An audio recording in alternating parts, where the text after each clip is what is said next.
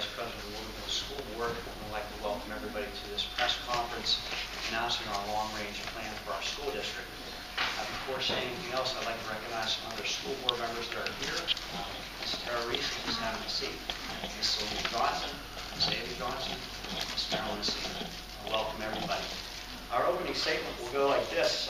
Today's presentation is the result of a 5-year effort by district administration, school board members, and other stakeholders to inform the public of the current state of the district and advise them of research-based best practices to ensure that Woodland Hills is in a 21st century school district. Again, thank you for coming. I'm going to turn the proceedings over to Mr. Johnson, our superintendent.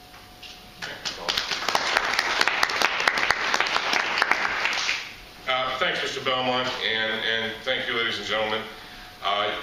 Folks can hear me okay, I'm hoping? Is that all right? Okay.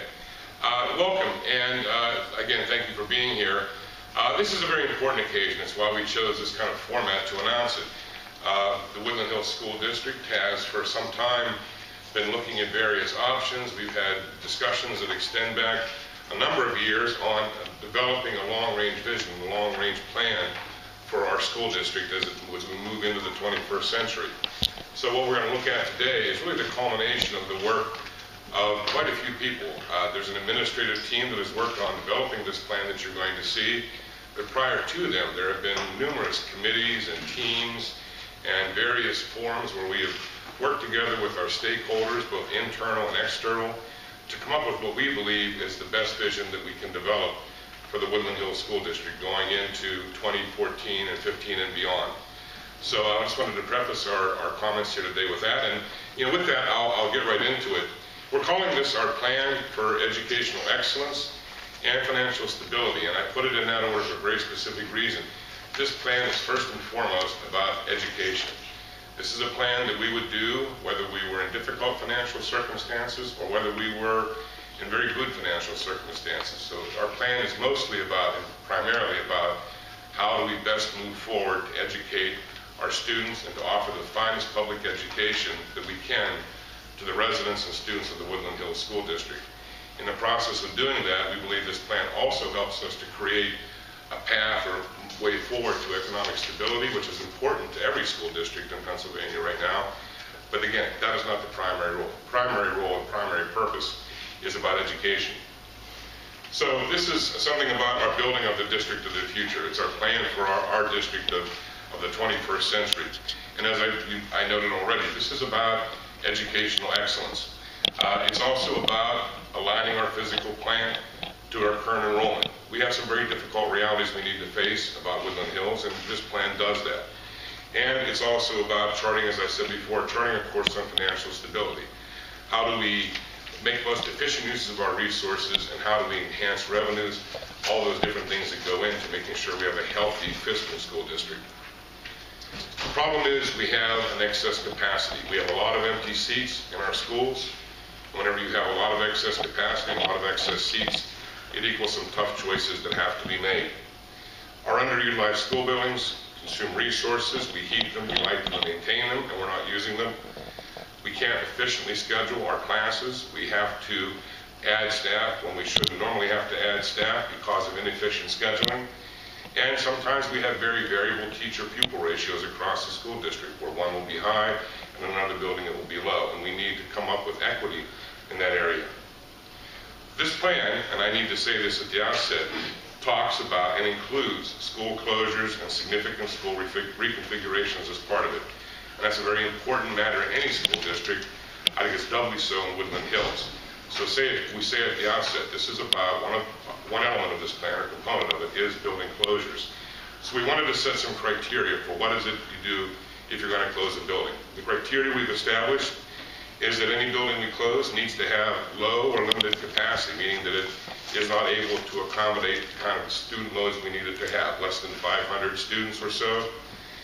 It would have a high cost to renovate. It would cost us significant dollars to put the building into condition. We could continue to utilize it for another 15, 20, 30 years. And it's a building that would have significant issues with systems or systems deficiencies or structural problems that, if they're okay now, they're going to have to be addressed in the very near future. So if a building met those 3 criteria, that would be a building that we would consider a candidate for closure. Before I get into that though, and because, go back for a moment to the emphasis this is on education, I want to spend a few minutes just talking to you about our educational plan, because I cannot say it enough and reiterate it enough. This plan is first and foremost about the best quality of education we can provide. We believe that we need to make sure that our education fits all students individually. We need to look at individual academic growth. We recognize now that in all school districts, and especially in Woodland Hills, we need to focus on character education, on building those life skills that a student has to have to be a productive citizen and an effective lifelong learner in the 21st century. And we need to respect, and we need to in fact build on and enhance the diversity that's present in the Woodland Hills. We're blessed to have a very diverse school district. That needs to become a very integral part of our educational programming as we move forward. Those are the core emphases behind our plan for excellence. What we did is we looked at the current state of educational delivery across Pennsylvania and indeed across the country. We took input from stakeholders through a variety of means, through surveys, through community forums, through community meetings, a number of different vehicles we use for that. We gathered input from our internal stakeholders, our teachers, our support staff, our administrators. And we looked at best practices that take place, again, across Pennsylvania and across the country. And out of that, we came to the conclusion that one thing we need to do very significantly is to conduct or implement a full realignment of our school district. Presently, our school district is composed of 5 K-6 buildings, a K-8 building, a 7 to 8, grade 7 to 8 junior high school, and a grade 9 through 12 senior high school. In our plan that we're about to reveal for you here, we're going to move that, switch that to a district where we're going to have 2 K-3 centers, a single 4 to 6 intermediate center, a grade 7 through 12 high school campus. We maintain our K-8 facility, the Woodland Hills Academy, and we maintain our very, very successful Promise program in Rankin. So we do maintain some elements of our current district configuration, but we do make significant reconfigurations to our district as well. In the K-3 centers that we're talking about, our vision is for buildings that are focused on literacy. We know now from lots of research and from lots of policy decisions that have been made at Harrisburg, Washington, and indeed all over the educational community, that early literacy skills are of prime importance. Students who are not able to read at grade level, who are not able to catch up to everyone else by grade 3, are at a significant disadvantage as they go through the rest of their school career. If they're not reading at that grade level, they're going to struggle for the next 9 years. So we need to create buildings where that literacy is the focus, where everybody from the principal down to the custodial staff and in between all are about the same thing, and that's getting literacy skills built, getting kids to proficiency at grade 3. We also need to make sure that we're paying attention to technology, that we're making sure that our kids at that grade level come in and are on the same plane and the same level playing field when it comes to the use of technology. Right now, there are significant disparities. Some students have a lot, some students not so much when they enter school. We need to balance that out. And we need to focus on interventions. Interventions being defined as we identify a student who is struggling with an issue or competency, and we work to correct that. We do that during school, we do that after school. Those are things we do now the best we can. But when we're spread out across as many buildings as we have, it's difficult for us with the limited resources that we have available to us. This becomes a core mission of our new K-3 centers. At the 4 to 6 level, our intermediate level, the focus becomes science, technology, engineering, arts, and mathematics, the so-called STEAM program. STEAM is something that's being implemented in a number of school districts, even some in our area. And nationwide is becoming more and more important at this idea of middle-level education, grades 4 to 6. We want to implement it fully at Woodland Hills. In fact, we want to become leaders in it. STEAM really is just a change in paradigm for how we learn. It makes much more attention on hands-on instruction and on students interacting with their environment as they learn the competencies and the skills we need them to master. Part of a STEAM-based school is the idea of maker spaces, large inviting rooms with all manner of manipulatives and interactive tools and capabilities that students have, so they can learn about concepts by touching them literally. It also includes the ability to do performing arts. Kids at this age, from grades 4 to 6, are literally finding their voice. They like to sing, they like to dance, they like to perform. We need to foster that and to build that, play instruments and so forth. And we need to be able to really fully implement the idea of global learning. We do that now on a limited basis. We want to be able to make it universal for all of our students. So all of our kids have an opportunity to interact not just with students in Woodland Hills, but with students across Allegheny County, across Pennsylvania, across the United States, and across the world. At our 7 through 12 program, we recognize that one of the deficiencies we've struggled with here at Woodland Hills is that we don't have a well-defined program to transition students from the elementary to the secondary level. We lose students there. There's significant drop-offs in a lot of our data. So we're proposing to build a 7 through 12 campus where that first year is truly and fully focused on the idea of transitioning students from the protected environment of an elementary school to the more independent and self-accountable environment that's present in a secondary school. So the entire first year of this program is spent in a very structured development in getting students ready to become high school students, literally. As they move into 8th and 9th grade, the focus shifts to the idea of the core competencies. These are things like Algebra 1, literature, biology, many of the same topics that are tested in the Pennsylvania Keystone tests. We turn those grade levels into a pure focus on that so that we assure that students attain those masteries early on and don't need to worry about getting them done in order to graduate. This happens so often in schools. And then finally, as they move to the upper division, we're going to invest significantly in making sure students have access to multiple pathways to the outside world.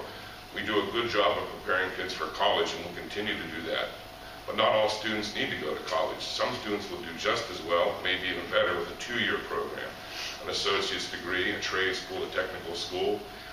We intend to build a program where they're going to be able to have those options, where they're going to be exposed to a wide range of career opportunities and be able to make intelligent selections about what they would like to do as a life plan for themselves.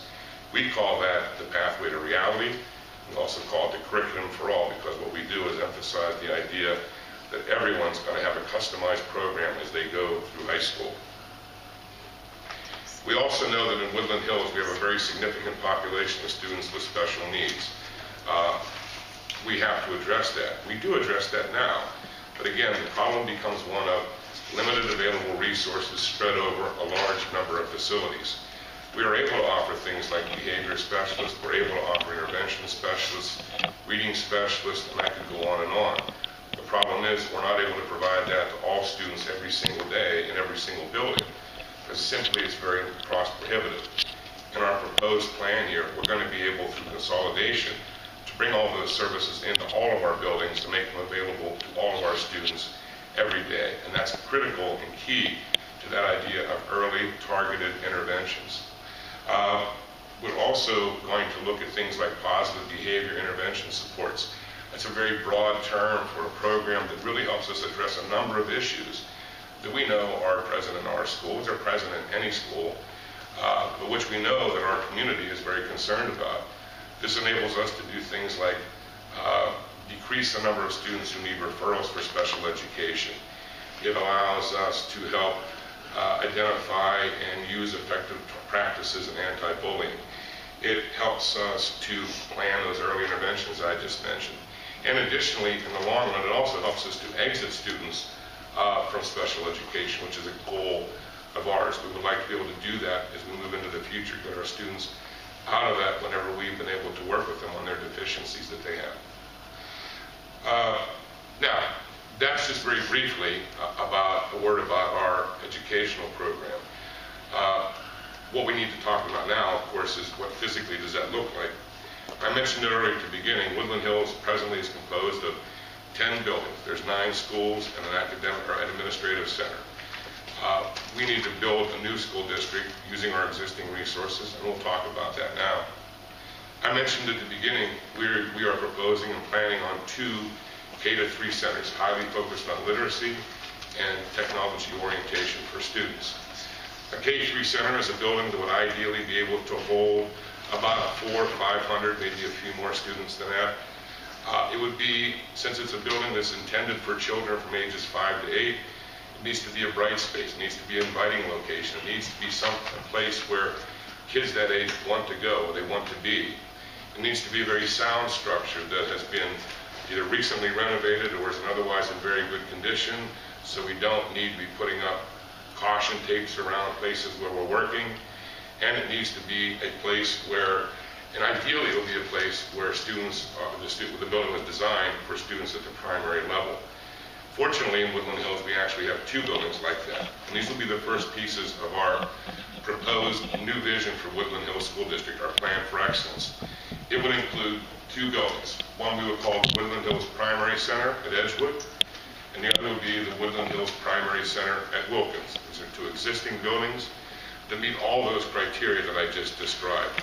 They're perfect. They're meant just for the kind of educational program we have in mind, and that's how we want and intend to use them. One thing we know that our public will be very concerned about and interested in, and we do plan to make this information widely available, are the attendance zones. We work very hard to make sure that in determining what students from what communities will attend which school, we did our best to minimize the transportation time. We did our best to minimize the distance they have to travel.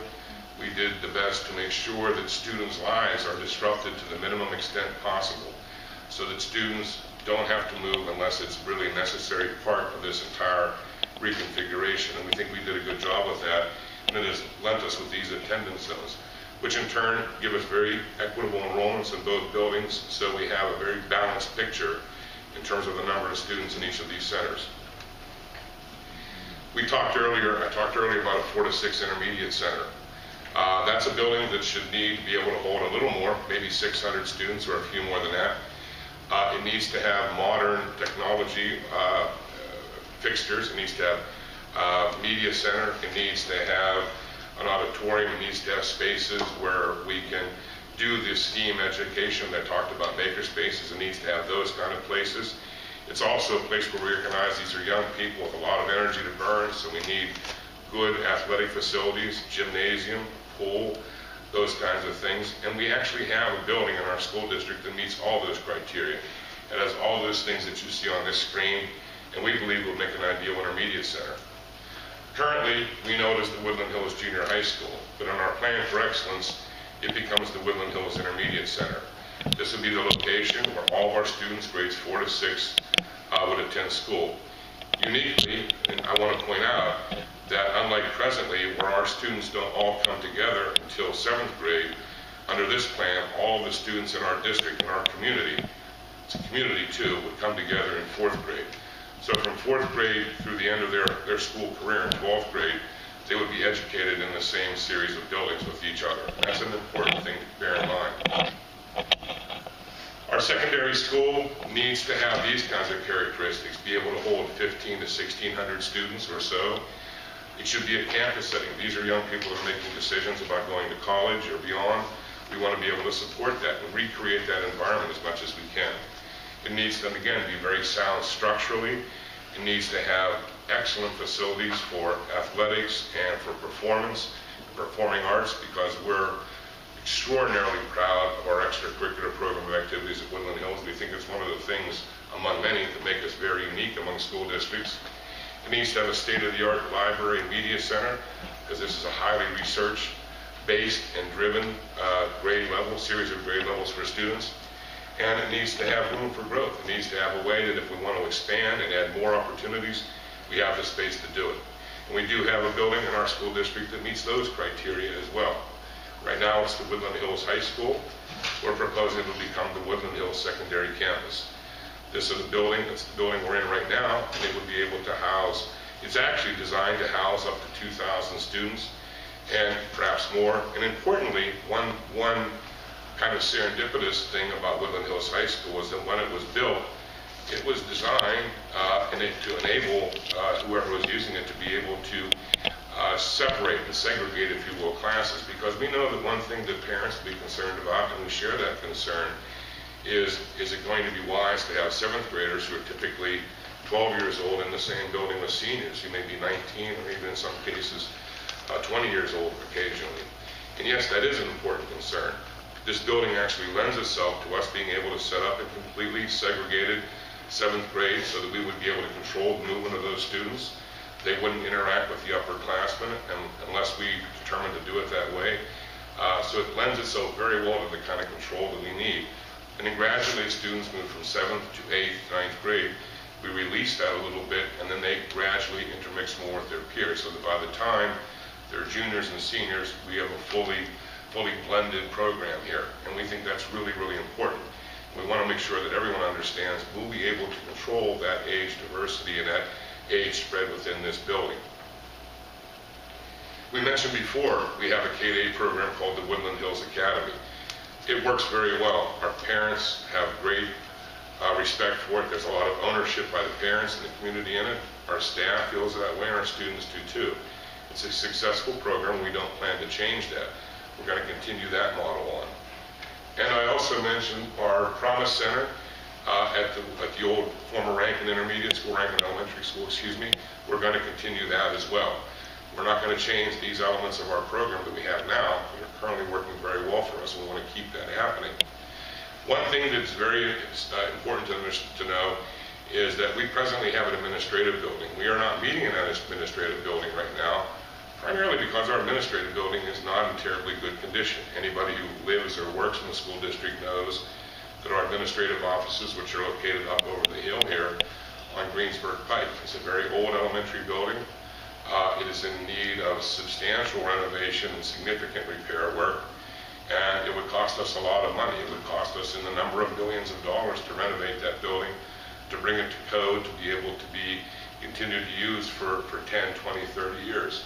One thing we believe very strongly is that if we're going to spend dollars in putting a program like this together, we want to spend those dollars as close to the students as we can. And an administrative office doesn't do that, because we don't have students there, obviously.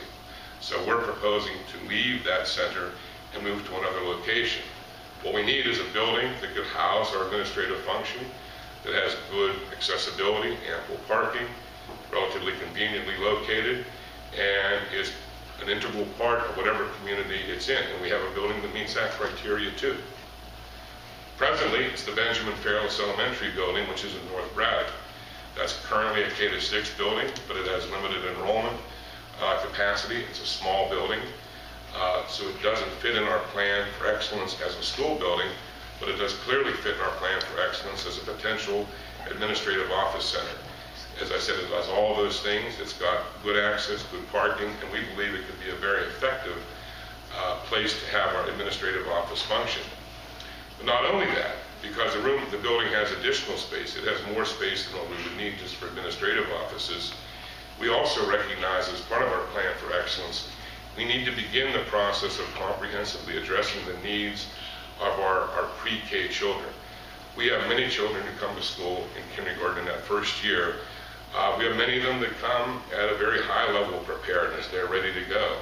We have quite a few also that come at a relatively low level of preparedness, and that's normal for any school, but it's very, very present here. What needs to happen is we need to find a way that we can make those kids, the students, be on a fairly level playing field when they enter kindergarten. That's our goal. We want to have every kid, every child entering kindergarten. We're ready to learn and ready to tackle those early literacy skills. That means pre-K, that means other kinds of programs aimed at early childhood development. We presently operate 2 pre-K programs in the school district. We plan to move those pre-K programs down to Fairless Elementary, and we are presently exploring partnerships with other agencies in the county, Allegheny Intermediate Unit, for example, about the possibility of bringing even more early childhood development programs, such that by the time we have this plan implemented, Fairless Elementary, in addition to being our administrative office center, will also be a comprehensive early childhood development center. That's what we're aiming for. And in addition, we have a number of partnerships with external community partners that are really, really exciting, really revolutionary. Some of them aren't being done anywhere else in Allegheny County. And we have those are building, those are expanding all the time. We need to have a place where we can coordinate all that out of, and we don't have that now. Fairless could be that too. So at the end of the day, Ben Fairless Elementary could become our district administrative office, our early childhood development center, and a comprehensive community center for our partners that work with us within the Woodland Hills School District.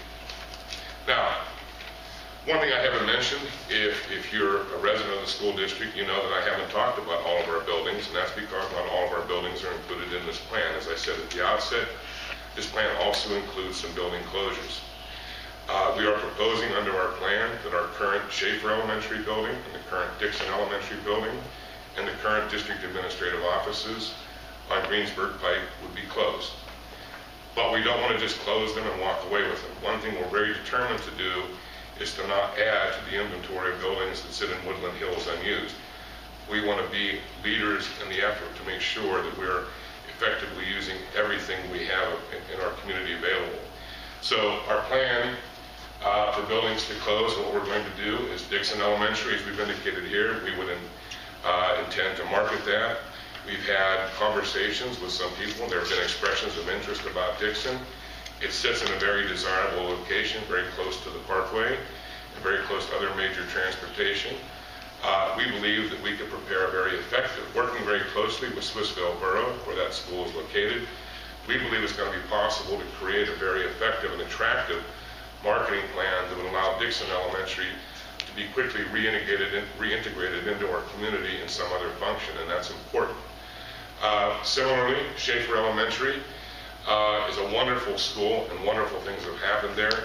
None of these decisions are easy for any of us, least of all me, but we also recognize Schaefer Elementary is going to be very, very expensive to renovate, and it also has limited capacity.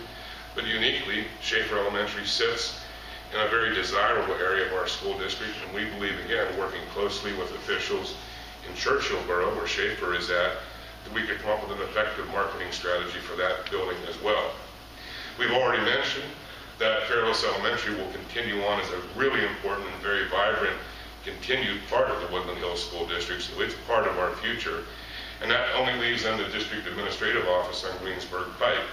I've mentioned before, it's much too costly for us to consider renovation, and it's not something we would do for kids anyway. So we're proposing to market that building, and similarly, it's also in a desirable area. So we believe that very effective marketing can be afforded on that.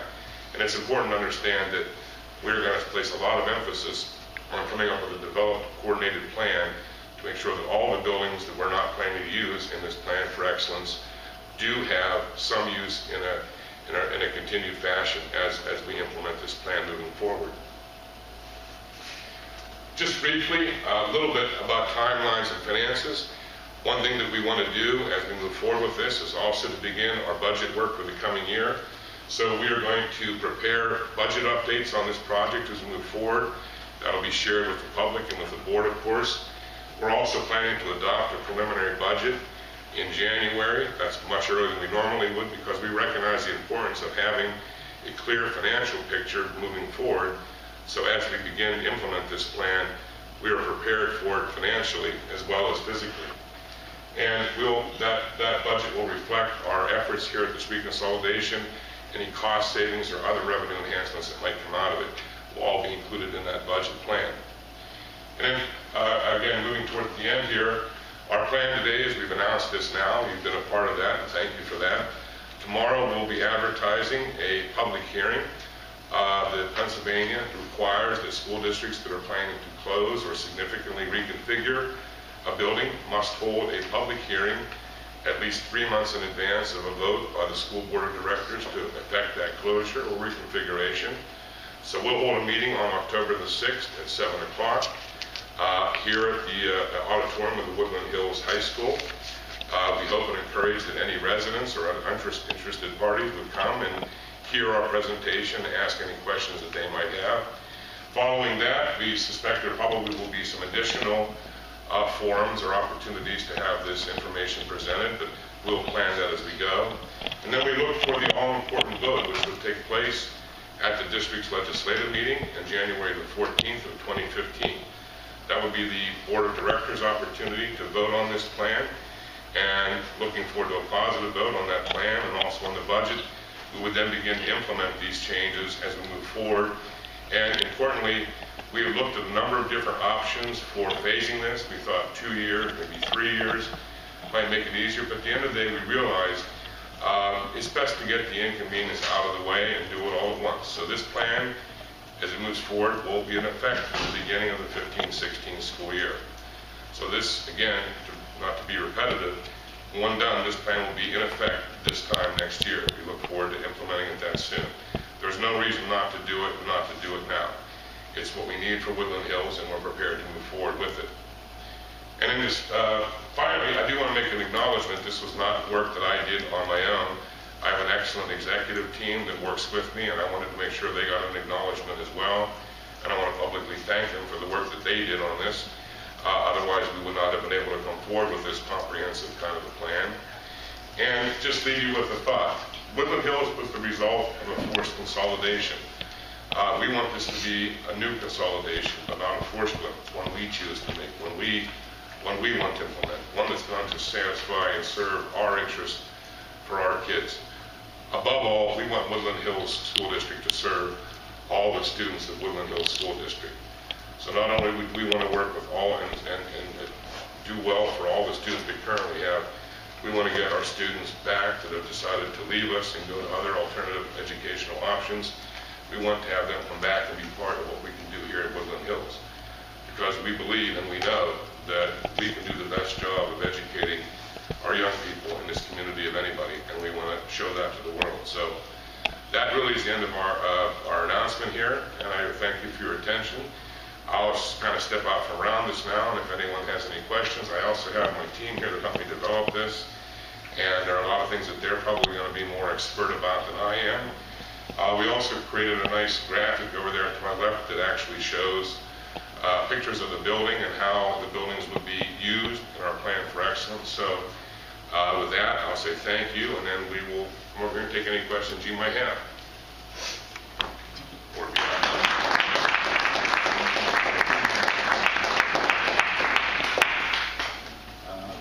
Yes, sir. Question from the media. The only way we hear is microphone. If you're not there, we don't hear. Sure, I understand that. Two-pronged question. What are the potential cost savings under such a reconfiguration? And some earlier plans, there have been some concerns about whether, given the history of the district, some new plans would cause what some people were concerned about, resegregation. In the elementary plan you have, do you perceive that you've balanced out the demographics? Well, sure. Actually, we did more than perceive it. We measured it. And in this plan, and it's important to understand that, let me repeat something we talked about earlier. The only time that our district, our students aren't together is up to third grade. From fourth grade then through 12th grade, our students are all together. So our demographics are perfect then. But even in the K-3 buildings, we looked and measured it, and our demographics are spread in terms of relative numbers of subgroups that are the same across those two buildings. So we did want to make sure that that happened as well. In terms of, I'm sorry, what the first part of your question was. Potential cost savings with the reconfiguration. Yeah, I thank you. That's a great question, and I want to answer it as forthrightly as I can, and I want to answer it by saying and repeating, from the beginning, what we really looked at was an educational plan. We did not sit down with an idea in mind that we wanted to save X number of dollars or cut X number of dollars from our budget. Having said that, we do believe that this plan will result in some significant cost savings for us. That would come through a variety of ways. Obviously, if we're not operating as much real estate as we have now, there are significant cost savings in that. If there are efficiencies in scheduling over the long term, we also save costs on personnel. But one thing I want to be very careful not to do, and I realize it may not be the answer you're looking for, I can't put a number to that and tell you it's going to be exactly this or it's going to be exactly that. What I can tell you, and with great conviction, is this plan, if enacted, is going to be substantially less expensive than what we're doing right now. If we don't change anything about what we're doing, we're going to be as expensive as we've always been. This plan, we know, will be less expensive than that. Anybody else that needs microphone coverage here? Hopefully that means I covered it very, very well, or maybe you just need some time to mull it over. But we have a press kit. I hope that you've been